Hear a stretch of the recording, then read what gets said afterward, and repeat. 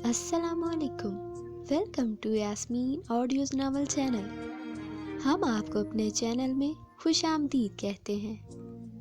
पेशी खिदमत है नावल मुजरिम से महरम की किस्त नंबर 2, जो तहरीर है सारा खान की और आवाज़ है अरूज हयात की। हम उम्मीद करते हैं कि आपको हमारा ये नावल बेहद पसंद आएगा। हमारे नावल को लाइक, शेयर और चैनल को सब्सक्राइब करना मत भूलिएगा। हम अपने नावल की दूसरी किस्त शुरू करते हैं। शुक्रिया। अगले रोज़ वो दिन चढ़े वहाँ से चला गया। बहनाम को होश रात को ही आ गया था, मगर वो अरहम के वहाँ से जाने का इंतज़ार करती रही। इतना तो इसे मालूम हो चुका था कि वहाँ गार्ड या नौकर वगैरह कोई नहीं था। वो इसके आने से पहले ही वहाँ से निकल जाना चाहती थी। दिन भर की सर तोड़ कोशिशें करने के बाद आखिरकार वो रात को वहाँ से फरार होने में कामयाब हो गई। वो भागते हुए किसी से टकराई थी। मुझसे भागना इतना आसान नहीं है बहनाम, वो अरहम ही था। बहनाम सांस लेना भूल गई। आखिर ये कैसी मुसीबत थी जिसमें वो फंस गई थी। कहीं से भी फरार का कोई रास्ता नहीं मिल रहा था, और जो मिला था वो भी नहीं मिला था। वैसे बहुत अच्छी कोशिश थी, अरहम ने इसका बाजू दबोचते हुए कहा। अब अगर तुमने यहाँ से भागने का सोचा भी तो तुम्हारे साथ वो हाल करूँगा कि तुम खुद से भी नफरत करने लगोगी। पल पल मरोगी, मगर एक ही बार मौत नहीं आएगी तुम्हें। अरहम ने इसे बेड पर फेंकते हुए कहा। तुम फिर ऑन हो, इसने अपने हाथ की पुश्त से आंसू साफ करते हुए कहा। हाँ मैं हूँ, और कुछ?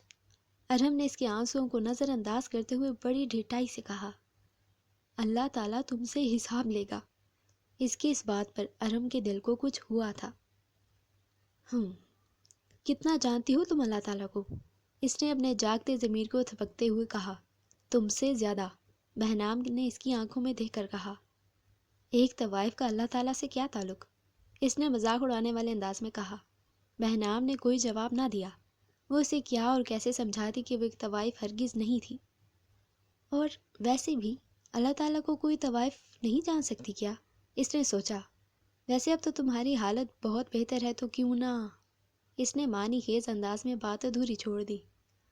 तुम बहुत ही बेवकूफ़ हो। आखिर तुम्हें मुझ में ऐसा दिखाई ही क्या दिया जो तुमने यूँ इतनी बड़ी रकम इस मैडम को दे दी? जानते भी हो कि अब वो तुम्हें ब्लैकमेल भी कर सकती है। तुम्हें तो चाहिए था कि किसी ऐसी लड़की को साथ लाते जो बहुत खुशी खुशी तुम्हारे साथ रहती।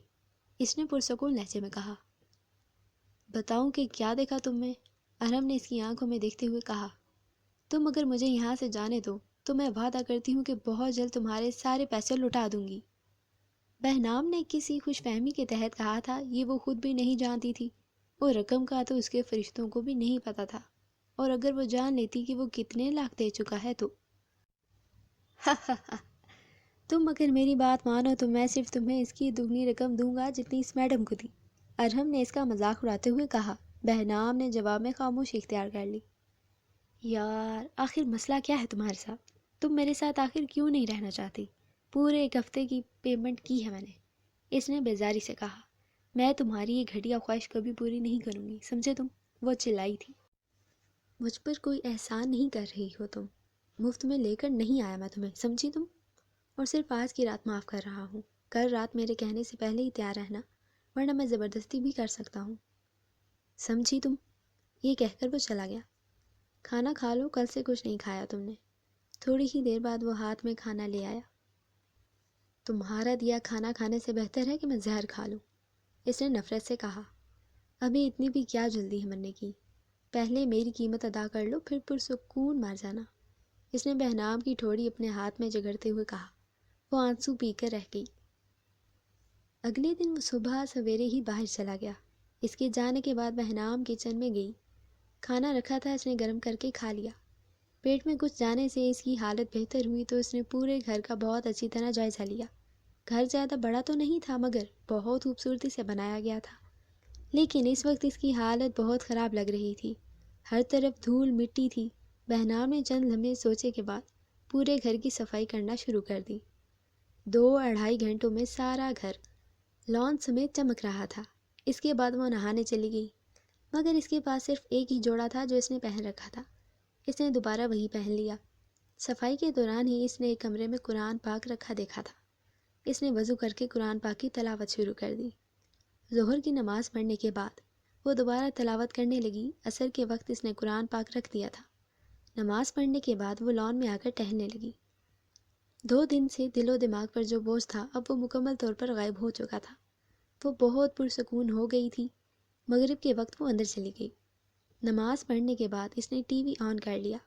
اسے بہت تھکاوٹ ہونے لگی تو عشاء پڑھنے کے فوراً بعد سو گئی۔ ارحم ابھی تک نہیں آیا تھا۔ رات کو وہ بہت دیر سے آیا اور فوراً بہنام کے کمرے کی طرف چل پڑا۔ وہ پرسکون سو رہی تھی۔ بہنام، ارحم نے اسے آواز دی، کھانا کھا لو۔ ارحم نے کہا تو وہ آنکھیں ملتی ہوئی اٹھ بیٹھی۔ تم میرے قریب بھی مت آنا۔ اسے بیڈ سائڈ پر بیٹھے دیکھ کر وہ فوراً سمٹی تھی۔ چلو تمہیں یاد تو ہے کہ کل میں نے کیا کہا تھا؟ چلو شاباش، اب تیار ہو جاؤ۔ ویسے بھی ہر وقت سوئی ہی رہتی ہو۔ ارحم نے اسے یوں حواس باختہ دیکھ کر مسکراہٹ دبائے کہا، دور رہو مجھ سے۔ اس نے فوراً بیڈ سے اٹھتے ہوئے کہا، کہاں چلیں؟ ارحم نے اس کا ہاتھ پکڑ لیا۔ ہاتھ چھوڑو میرا، بہنام نے غصے سے کہا اور دوسرے ہاتھ سے اپنا ہاتھ چھڑوانے کی بہت کوشش کرتی رہی۔ ارحم نے اس کا دوسرا ہاتھ بھی پکڑ لیا، اسے بیڈ پر دھکیل دیا۔ پہلے اپنی شکل تو درست کر لو۔ میں نے آج تک کبھی کسی کے ساتھ زبردستی نہیں کی، اور کیونکہ میں نے تمہاری پیمنٹ کی ہے اسی لیے تم بھی اپنی مرضی سے خوشی خوشی میرے ساتھ رہو۔ ارحم نے اس کی بند آنکھوں کو دیکھ کر نفرت سے کہا اور فوراً اس سے الگ ہوا۔ میں تمہیں زندگی بھر معاف نہیں کروں گی۔ تم نے میری روح کو تار تار کیا ہے۔ تم ظالم ہو، تم فرعون ہو۔ اس نے اپنا دوپٹہ اوڑھ کر اپنے آنسو صاف کرتے ہوئے کہا، باقی سب کے ساتھ تو بخوشی رہ لیتی ہوگی تم، تو پھر میرے ساتھ رہنے میں آخر کیا مسئلہ ہے تمہیں؟ اس نے بیزاری سے کہا، بکواس بند کرو اپنی ظالم انسان۔ وہ اس پر بھوکی شیرنی کی طرح جھپٹی۔ ارحم کو اس کی اس حرکت پر بہت غصہ آیا۔ اس نے ایک زوردار تھپڑ اسے جھاڑ دیا۔ وہ فوراً بیڈ پر ڈھہ گئی۔ وہ دروازہ زور سے بند کرتا چلا گیا۔ اگلے دن وہ دیر سے اٹھا اور گھر پر پہلی نظر پڑتے ہی اسے آئی تبدیلی کا احساس ہوا۔ وہ زیر لب مسکراتے ہوئے پورے گھر کا جائزہ لینے لگا۔ واؤ، اس کے منہ سے بے اختیار نکلا، واقعی بڑے ہی کمال کی ہو تم بہنام۔ وہ زیر لب بڑبڑایا۔ اچانک اسے بھوک محسوس ہونے لگی تو وہ کچن میں چلا گیا۔ کھانا دیکھتے ہی اسے فوراً بہنام کا خیال آیا۔ وہ کھانا گرم کر کے اسی کے کمرے میں لے گیا۔ بہنام، اس نے کھانا ایک طرف رکھتے ہوئے اسے آواز دی جو ابھی تک سو رہی تھی۔ بہنام، اس نے ایک مرتبہ پھر اسے آواز دی مگر دوسری طرف مکمل خاموشی تھی۔ اچھا یار، کل کے تھپڑ کے لیے سوری، اس نے اس کے لیے کھانا نکالتے ہوئے کہا، مگر بہنام نے تو جیسے نہ بولنے کی قسم کھا رکھی تھی۔ کیا ہے یار، اب اٹھ بھی جاؤ۔ وہ اس سے ایسے بات کر رہا تھا جیسے وہ اس کی بہترین دوست ہو اور اس وقت اس سے ناراض ہو۔ بہنام، ارحم نے اس کا ہاتھ ہلایا تو دنگ رہ گیا۔ اوہ مائی گاڈ، اس نے بے اختیار کہا، اتنا تیز بخار؟ ارحم نے اس کا ماتھا چیک کرتے ہوئے کہا۔ بہنام پلیز آنکھیں کھولو، اس نے بہت پریشانی سے کہا۔ تم مجھ سے دور رہو، اس نے بامشکل آنکھیں کھولتے ہوئے کہا۔ نہیں آ رہا میں تمہارے قریب، تم تو کسی مصیبت کی طرح ہو یار، اس نے ناگواری سے کہا۔ کھانا کیوں نہیں کھایا تم نے؟ اور یہ کس نے تم سے کہا کہ پورے گھر کی صفائی کرو؟ اس نے برہمی کا اظہار کرتے ہوئے کہا۔ بہنام سے بات کرنا مشکل ہو رہا تھا اس لیے اس نے کوئی جواب نہ دیا۔ ارحم اس کی حالت سے بہت پریشان ہو رہا تھا۔ وہ فوراً کوئی ٹیبلٹ وغیرہ لے آیا۔ پلیز یہ ٹیبلٹ لے لو، مگر اس سے پہلے تھوڑا سا ناشتہ کر لو۔ وہ جلدی سے اس کے لیے جوس اور سلائس لے آیا۔ بہنام نے اس کی کسی بھی بات کا کوئی جواب نہیں دیا۔ بہنام پلیز یہ لے لو، اس نے منت بھرے لہجے میں کہا۔ بہنام نے بامشکل آنکھیں کھولتے ہوئے تھوڑا سا لے لیا۔ پلیز یہ ختم کر لو، ارحم نے اس کی بہت تھوڑا سا لینے پر کہا۔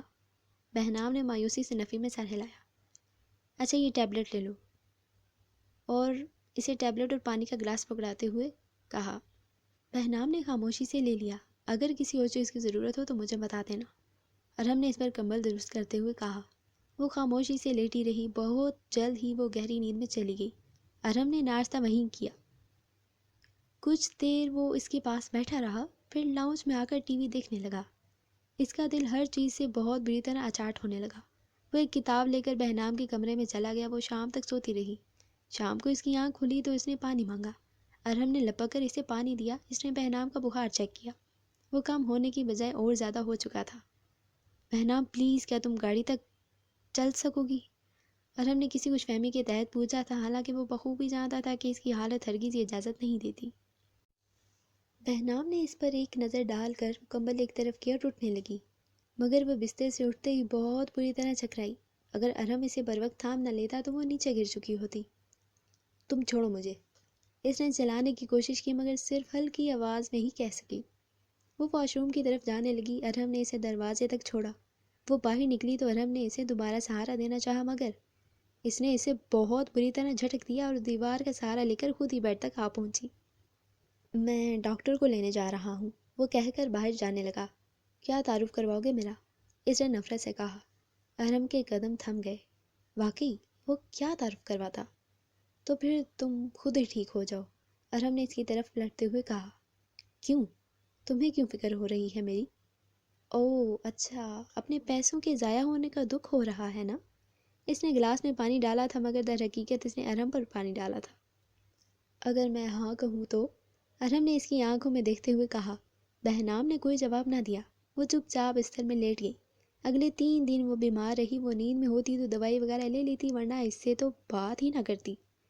ارہم کو اس کی بیماری بہت بری طرح پریشان کر رہی تھی۔ اس کا بخار اترنے کا نام ہی نہیں لے رہا تھا۔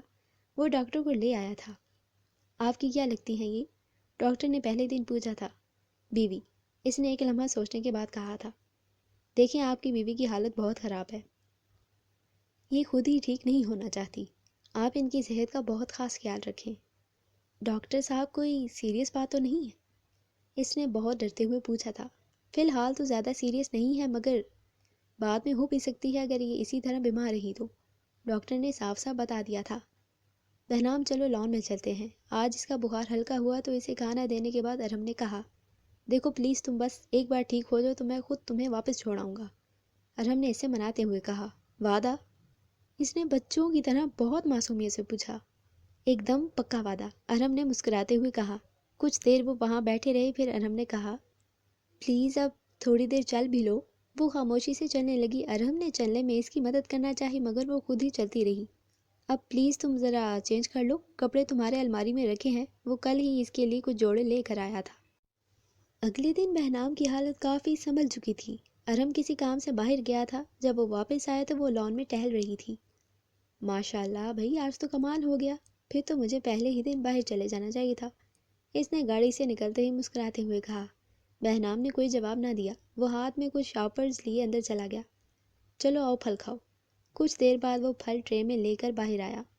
بہنام نے اب بھی کوئی جواب نہ دیا۔ وہ بس خاموشی سے ٹہلتی رہی، ایسے جیسے وہ وہاں بالکل اکیلی ہو۔ بہنام، ارہم نے اسے آواز دی مگر پھر بھی اس نے کوئی جواب نہ دیا۔ کچھ بات کرنی ہے تم سے، ارہم نے اس کے پاس جا کر کہا۔ وہ چند لمحے اسے دیکھتی رہی، پھر اس کے ساتھ آ کر بیٹھ گئی۔ ارہم کے بیٹھنے پر اس نے ارہم کو دیکھا جیسے بات کرنے کا اشارہ ہو۔ پہلے یہ سیب کھا لو پھر بات کرتے ہیں، اس نے سیب کاٹ کر اسے پکڑائے۔ بہنام نے خاموشی سے ایک نظر اس پر ڈال کر سیب کا ایک ٹکڑا لے لیا۔ چند ٹکڑے لینے کے بعد اس نے ارہم کی طرف ایسے دیکھا جیسے بات کرنے کا واضح اشارہ ہو۔ میں نکاح کرنا چاہتا ہوں تم سے، چند لمحے سوچنے کے بعد اس نے بہنام کی آنکھوں میں دیکھ کر کہا۔ بہنام کے چہرے پر ناگواری کے واضح تاثرات تھے۔ میں اپنی غلطی پر بہت شرمندہ ہوں، اس نے نظریں جھکائے کے کہا، اسی لیے کفارہ ادا کرنا چاہتا ہوں۔ کچھ توقف کے بعد اس نے ٹھنڈی آہ بھرتے ہوئے کہا، پیسے سے تو تم میرے قریب نہیں آ سکے تو اب نکاح کو ہتھیار بنانا چاہتے ہو؟ ویسے اب تک اور کتنوں کا کفارہ ادا کیا ہے؟ اس نے ارہم کی آنکھوں میں دیکھتے ہوئے حقارت سے کہا۔ اگر تم نکاح جیسے مقدس رشتے کو ہتھیار بنانا چاہتے ہو تب بھی تم میرے قریب نہیں آ سکو گے، یہ بات تم یاد رکھنا، اس نے انگلی اٹھا کر کہا۔ تیار ہو جاؤ، کچھ ہی دیر میں نکاح ہوا اور گواہان آ جائیں گے، ارہم نے اس کی طرف دیکھ بغیر کہا۔ ارہم کی اس بات پر تو جیسے بہنام کو سانپ سونگھ گیا۔ کیا وہ واقعی سے نکاح کرنا چاہ رہا تھا؟ نہیں، بلکہ کیا وہ واقعی اسے نکاح کر رہا تھا؟ چاہو تو پارلر سے تیار ہو سکتی ہو، نکاح کا جوڑا تمہارے کمرے میں رکھا ہے، اس نے سیب لیتے ہوئے کہا، اور بہنام وہ حیرت سے منہ کھولے سے دیکھتی رہی۔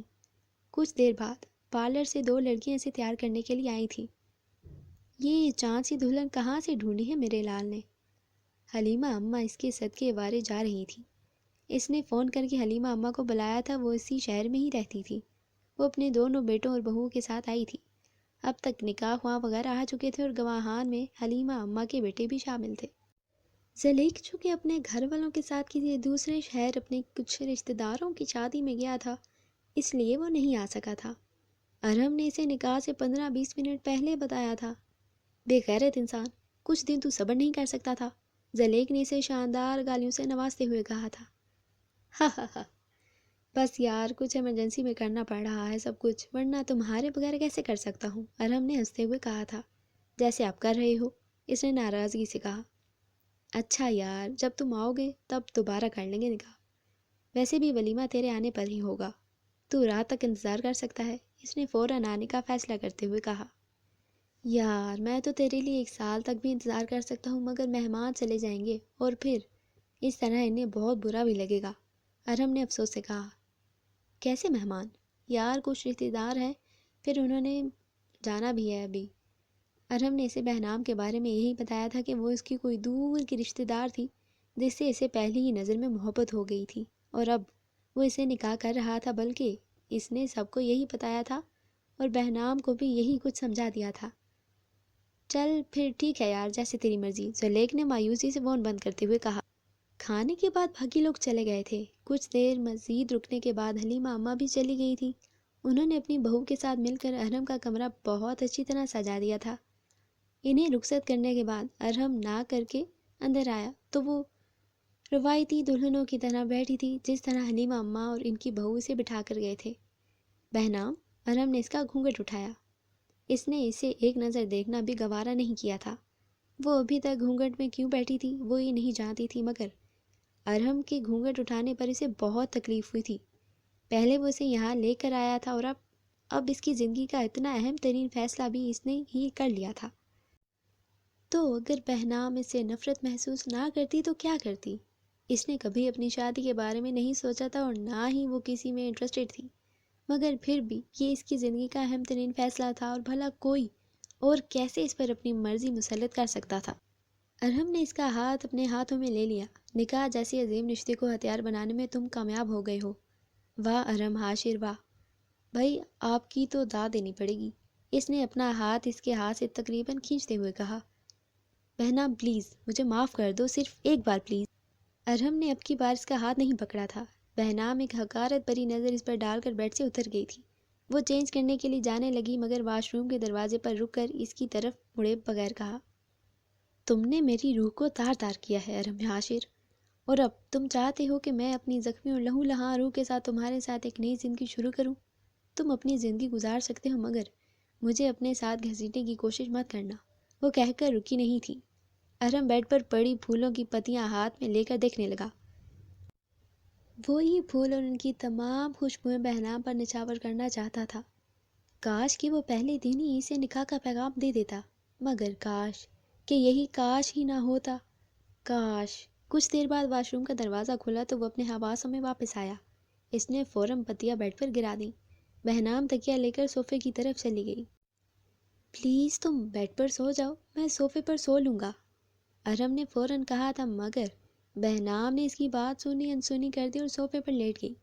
وہ تھوڑی دیر خاموشی سے دیکھتا رہا، پھر چینج کرنے چلا گیا۔ جب وہ واپس آیا تو بہنام صوفے پر نہیں تھی اور نہ ہی بیڈ پر، بلکہ وہ تو پورے کمرے میں ہی نہیں تھی۔ وہ خاموشی سے صوفے پر لیٹ گیا۔ چند منٹ بعد کمرے کا دروازہ کھلا اور وہ اندر آئی تو ہاتھ میں پانی کا جگ تھا۔ وہ جگ سائڈ ٹیبل پر رکھ کر صوفے کی طرف بڑھی تو اس کے قدم تھم گئے۔ وہ اسے صوفے پر دیکھ کر غصہ ہوئی، مگر پھر یہ خیال آنے پہ کہ یہ اس کا گھر تو نہیں تھا، خاموشی سے بیڈ پر لیٹ گئی۔ صبح اس کی آنکھ اذان کی آواز پر کھلی تھی۔ وہ اٹھ کر نماز پڑھنے لگی۔ نماز کے بعد وہ دوسرے کمرے سے قرآن پاک لے آئی اور تلاوت کرنے لگی۔ ارحم اس کی تلاوت کے دوران ہی جاگ گیا تھا۔ اس نے دوسرے کمرے میں جا کر نماز پڑھی۔ دراصل وہ اپنے پروردگار پاک کے آگے اپنے دل کا بوجھ ہلکا کرنا چاہتا تھا، اور اس نے ایسا ہی کیا تھا۔ تلاوت کے بعد وہ ورزش کرنے نکل گیا۔ پچھلے کچھ دنوں سے اس کی ورزش صحیح سے نہیں ہو رہی تھی، خاص طور پر جب سے بہنام بیمار ہوئی تھی۔ وہ واپس آیا تو بہنام ناشتہ بنا چکی تھی۔ دونوں نے بہت خاموشی سے ناشتہ کیا تھا۔ ہمارے اس ناول مجرم سے محرم کی دوسری قسط اپنے اختتام کو پہنچی۔ ہم جلد حاضر ہوں گے ناول کی آخری قسط کے ساتھ۔ ہمارے ناول کو لائک، شیئر और चैनल को सब्सक्राइब करना मत भूलिएगा। शुक्रिया। So dear listeners, like, share, subscribe and press the bell icon for latest updates, and also suggest your favorite novel in comment section below. Thank you.